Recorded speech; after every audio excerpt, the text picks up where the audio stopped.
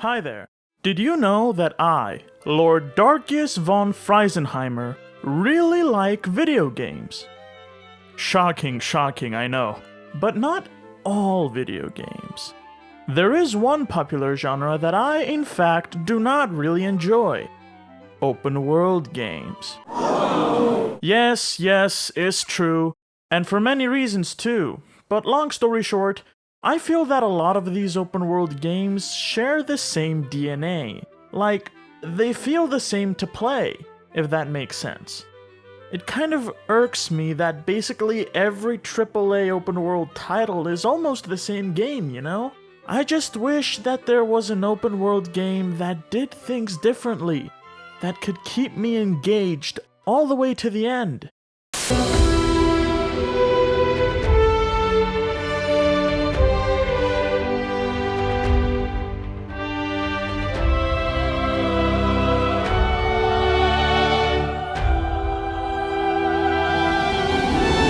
Oh, Dark, you card.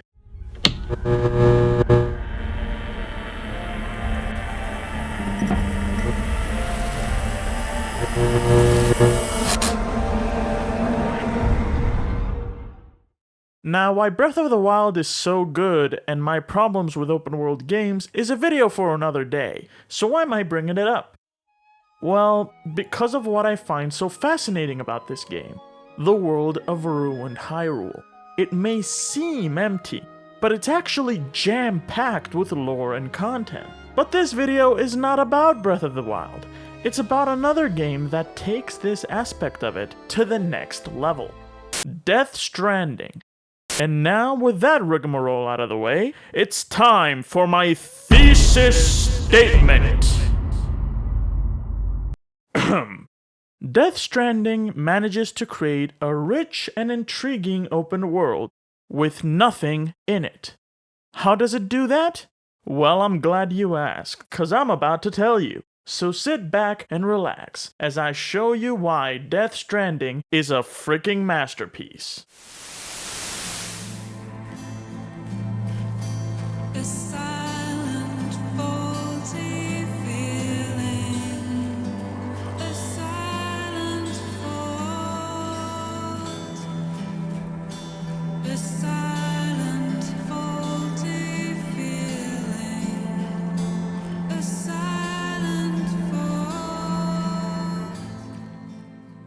Death Stranding was a wild ride ever since it was announced, and it's mostly because of the man who made it, Hideo Kojima.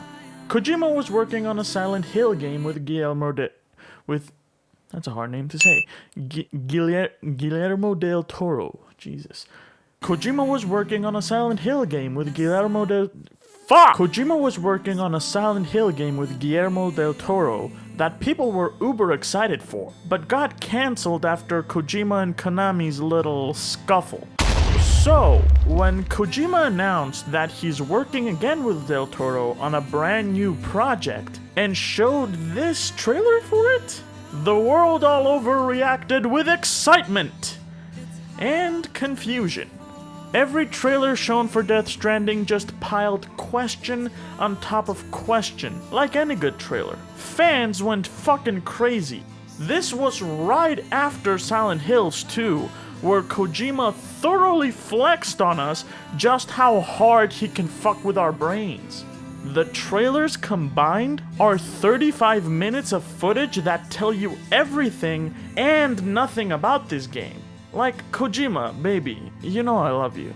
Mwah. But what the heck is this game you're making? Then it came out. Kojima, what the heck is this thing you made?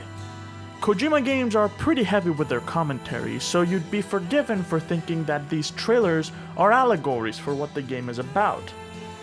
'Cause they are. What most didn't expect was for them to be in the actual game. This right here? This is a core gameplay mechanic. It's how you heal. So, what is this game? Well, you play as the guy at the end of PT, and your job is to deliver packages to people in this world where the most fucked up shit keeps happening, and try to connect everyone together. Yeah, that's about as good as an explanation you can get on this game. but not quite. This game has a lot of very prominent themes: rebuilding connections, community, survival. This isn't exactly an astute observation on my part, it's not exactly subtle about it, which is great. It doesn't beat around the bush. These themes are the core of Death Stranding. Let's take a look at how it uses them to affect the gameplay, and how that in turn shapes its world. It's nothing short of genius. But first, some clarifications. I wrote this entire script before I finished Death Stranding, when I was only about 5 hours in. There won't be any plot spoilers or gameplay footage outside of the very beginning of the game. These are my first impressions. What really stood out to me when I first started playing Death Stranding, how it forms its world. Please let me know in the comments if you like this sort of first impressions video, and if I should make more. First of March, it's clear to me there's something that's uncomforting. Your body is away with me, but I'm exactly where I wanna be. But I'm a long way from home.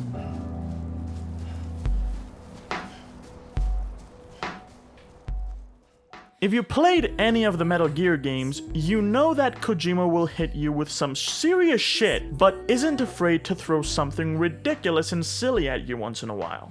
This makes the heavy moments hit harder, while also providing a bit of lighthearted fun. It's pretty great. Death Stranding ain't like that. It's pretty much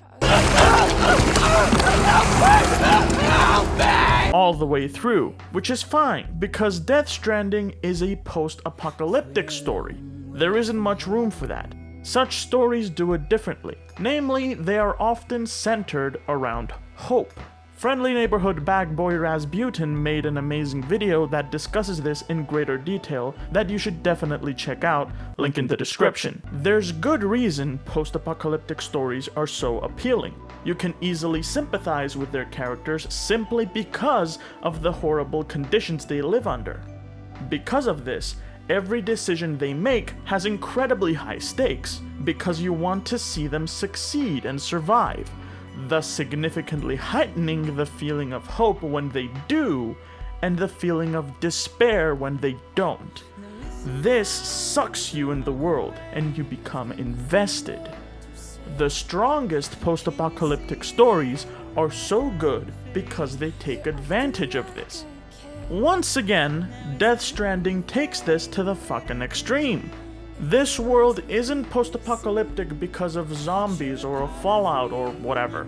The event itself is mysterious, and it spares no time showing you just how messed up and bizarre it is. The aforementioned trailers and the opening of the game is so good at setting up intrigue and conveying the horror of the titular Death Stranding that it sucks you in immediately.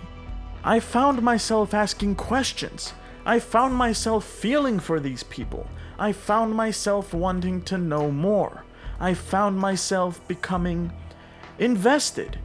To give you an idea of how invested I was, I went on vacation for 2 weeks with my family and it was lovely. But it was on the back of my mind gnawing at me. I wouldn't rest until every single question is answered, damn it! In this scary, dour world, you stand alone as the only one who can take action and help the people in it. The game makes it clear that for all of these characters, you are their hope. Their goals of re-establishing and strengthening connections, communicating, surviving, are all only possible because of you. It blatantly tells you this many times. It's not the only game that does this, but for reasons we'll see in a bit, it's especially powerful. Now, all these story themes I mentioned, if you've seen any of my videos before, I'm sure there's one question bouncing around in your mind. But Dark, do all these themes of hope translate to gameplay? Boy, am I glad you asked. But Dark, do all these themes of hope translate to gameplay? Of course they do, and in a way that really captures... But Dark, do all these themes of hope translate to gameplay? Yeah, I was just getting to that. But Dark, do all these themes of hope translate to gameplay? See, you keep interrupting my answer with the question. But Dark, do all these themes of hope translate to gameplay? But Dark. Oh god! Oh no! But Dark. Next segment, please! But Dark. Do all these themes of hope translate to gameplay?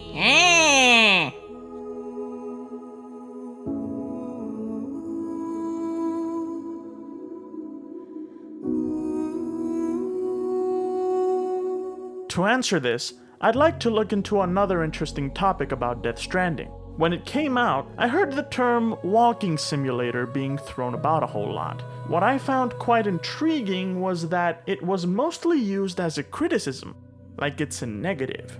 So, is Death Stranding a walking simulator? No. Calling it that would be reductive, and Hideo Kojima predicted this and commented on it, saying something I find fascinating. But the other thing about it is that you can go anywhere in the world. It's open world. In the past, even if games are open world, there are limitations where you can't go further. Like they created valleys where you can't go, but in this game, you can go anywhere. You set routes and you want to know what goes on beyond. In this game, I think you will not understand if I just say this, but once you start playing the game, just walking in that world is really fun. What I realized is, when I monitor playtests, even the staffs, they don't get it at first, or when they really start playing, just walking is really fun in this space. And now everyone will say, oh, it's a walking simulator. It's the same as when I first brought out a stealth game. If 100 people play it and 100 people say it's fun, it means the genre or the game already exists. But this is a new genre. Same as stealth the first time, there will be people who don't get it. It will take time for the real evaluation to come in. This quote is great because it actually says a lot more about Death Stranding than you'd think at first glance. It's a genre that doesn't exist yet, and you have to play it to understand it. That being the case, it also raises two questions. If just walking in the world is fun, then why isn't it a walking simulator? And how does it achieve this? The genre of the walking simulator is still quite new. It changes the very concept of what we think of as a game. What you do in a walking simulator is simple. Go from point A to point B and enjoy the narrative it throws at you. There is no real gameplay to speak of. No obstacles, nothing to inconvenience or challenge you. Just walk. Now already we see how Death Stranding doesn't fit in this category, but there's one even bigger core difference between them. Most games present you with a specific goal and ask of you to figure out how to go there, figure out how to bypass the challenges you have in your way. Walking simulators don't have such things, so they do something different. They ask you to figure out why you want to go to your destination. Death Stranding's gameplay has tons of layers to it, all for the purpose of figuring out how to get to your destination. You already know why you're doing it. It gets beaten into your head repeatedly with a sledgehammer. It's a grand goal, an important one. Important enough to accomplish no matter what. In this world, you are hope, and here is where we get to that Kojima quote I showed earlier. Just walking in this empty, desolate, dangerous world is fun. How is that the case?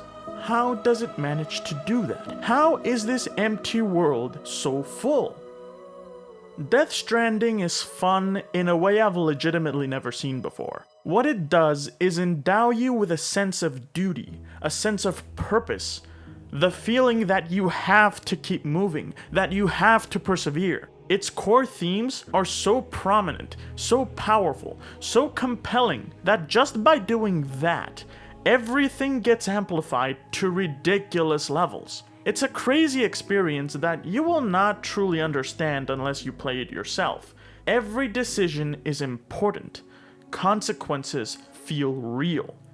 Playing Death Stranding is a goddamn mental exercise. It's tedious, it's harrowing, it's frustrating at points. There's so much to manage. Make sure your cargo doesn't get destroyed. Gotta carry supplies and equipment. Carry spare boots. Piss grenades for BTs. Gotta pick up crystals. Gotta look for lost cargo. Gotta like signs you see. Gotta eat bugs. Don't forget to eat bugs. Gotta pee. Gotta calm down BB. Don't forget to pee. Take care of your stamina. Ah, fuck, that's a rainbow. Ah, fuck, there's some strands. When it rains, there's jack shit you can do about it, cause shelter is incredibly rare, BTs are horrifying, mules are assholes, one well-placed rock can fucking destroy you, when you fall down you feel like absolute garbage, every slightly steep edge feels like a mountain, every river feels like a boundless ocean, every obstacle feels larger than life, every single step closer to your destination is a fucking victory.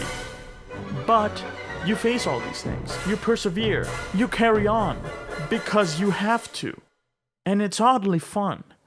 It perfectly encapsulates what it's like to be humanity's last bastion of hope in a horrible post-apocalyptic world. And because of that, the world you're in feels significant. It feels like more than what it seems. That's what Death Stranding does.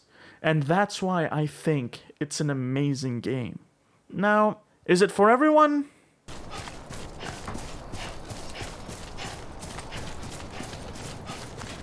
No, but I think its message is beautiful, and the way it gives it even more so. Playing it is seriously stressful though. I couldn't handle long playing sessions at all. The day I played it for the first time, I had to go for a short hike afterwards to relax. Of course, by that I mean play the game a short hike.